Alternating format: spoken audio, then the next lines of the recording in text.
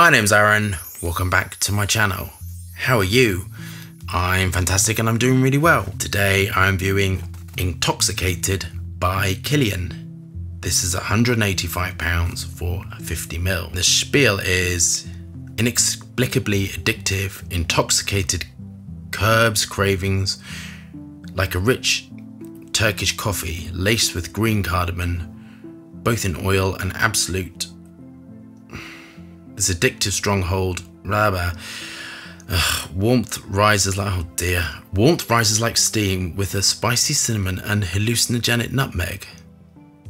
At its base, like the bottom of a delicate porcelain. I'm not reading it. Honestly, I have better things to do with my time. Do we have our bottles of Intoxicated by Kilian? Are we engaged with our higher self? Let's get testing. The box is fully compliant, which I'm really happy about. And again, I thought it was that acrylic box, but unfortunately it's not.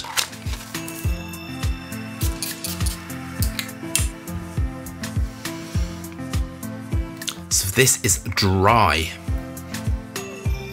This is a dryness to it, and this is a lily of the valley or major raw material called Latrillis, and Latrillis is the driest of all the major raw materials, and major raw materials can be used in hundreds of different ways, but in this aspect it's drying out the formulation.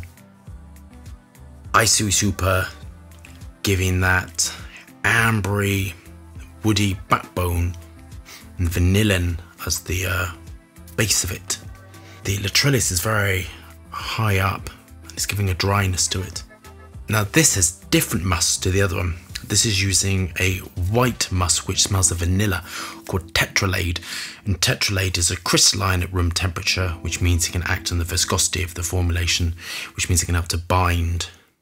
And this is giving a smooth creaminess to it and also a cleanness. Tetralade is a white musk and can smell clean, fresh, white, and combining that with a linalool to aid in that sort of dryness. So linalool in this aspect is being used to dry out the formulation even more. Coumarin is lovely. I love working with coumarin. It's a really nice dry tonka bean feel. And this is apparent as well.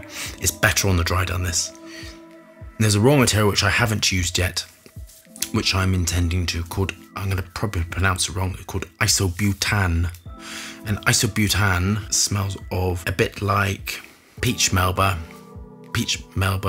vanilla ice creams, but in high doses it can smell, when you dose fragrances with sort of the lactones or isobutan, all those sort of things, it can make things smell a bit vomity, but you have to dose it quite low to increase the vanilla-y feel of it. And that's also apparent in this, that sort of ice creamy peach mulberry smell. Ethyl maltol whipping through the base to sweeten this formulation. This is patchouli heavy, which I love, and patchouli and vanilla really go together, and that helps to increase the lusciousness of this formulation and make it smell dark and intoxicating, which is why the name goes with it. They're using healing wood again, and healing wood dries out the formulation, helps to extend the formulation and gives projection. Now this has one of my favorite of the citruses, which is called bergamot. Bergamot I love using very much. It's what I'm really into at the moment, and it is one of the most ethereal and softest of all the citruses, but I like to back it up to give a little projection, and they're doing that with one of the either the mint or eucalyptus or tea tree at the base of this to help to flick and aid the elevation out. It reminds me slightly of Naxos, similarly the high amounts of vanillin and ethyl vanillin and coumarin, but Naxos was really elevating and had masses of just a fantastic dry down, and to me felt like really well crafted. This is more simplistic. There is something I don't like in it. It's one of the dry ambery wood molecules in this, which is pushing this right over to with the linalool and Latrillis. It's pushing this a little bit too far over in dry sweetness, and that I don't like, that sort of overbearing. It's got DMBCA in, and DMBCA is a fantastic raw material, and that is used to create floral notes and also to create elevation. And that is what I'm detecting this with something, a wood molecule, and this has been pushed too much to the dry direction for my liking. But I love some of it. There's something in it that I don't like, and I think it's the DMBCA, the acetate, and that's sort of pushing it with the Latrillis and with the linalool over to too much of a dry direction for my liking. On to my final thoughts.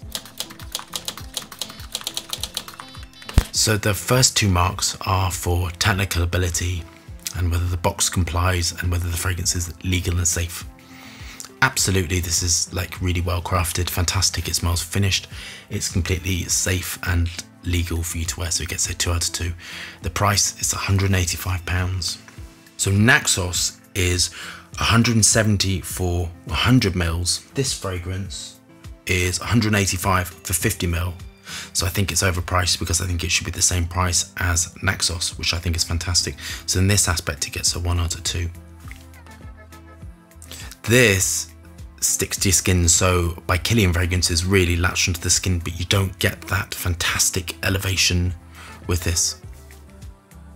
So I think it's a 1 out of 2 again. For the price, if this was like £90, £100, and it didn't have that massive amounts of projection, I think it'd be fantastic. But for £185, I really want it to project, I really want it to last, and I really want it to be doing something different.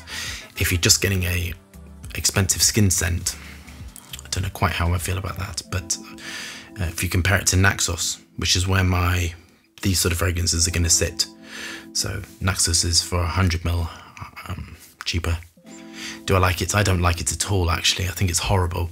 And that's because of the Latrillis, that's the linalool, and that's the dry wood and the DMBCA, all pushing it over to a really dry direction. And for me, Intoxicated, all of that, it should be sweet.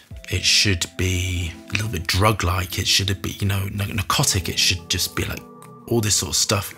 And it's just a little bit too dry. It's also smelling a little bit, because of the Latrillis and the DMBC and the linalool, it's smelling a little bit too feminine for my liking. And I'd like to see it push back a little bit into the middle with some sort of sandalwood raw materials, some smooth, and I don't know why smoother sandalwood raw materials weren't used in this. Smoother sandalwood raw materials would have smoothed this, and this to me needs smoothing. Latrillis is fine with vanillin, but you need to really smooth it at the same time. This is a little bit pushed onto one direction, but as I keep saying, this is my opinion, of course, and somebody could love this dryness to it and could love this sort of vanilla-iness to it. It's a little bit too crisp and sharp for my liking. I'm gonna mark this a 7 out of 10. I think it's okay. I think if the price was, if it was about 145 again, I think that the marks would have gone much higher.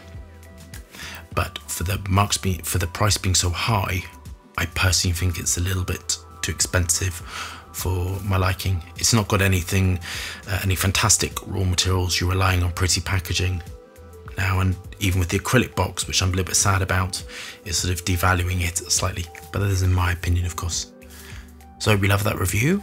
Thumbs up and subscribe for more fascinating, interesting content, lots of moving hands, and lots of fragrance reviews. I hope you're staying safe and well, and I'll see you soon.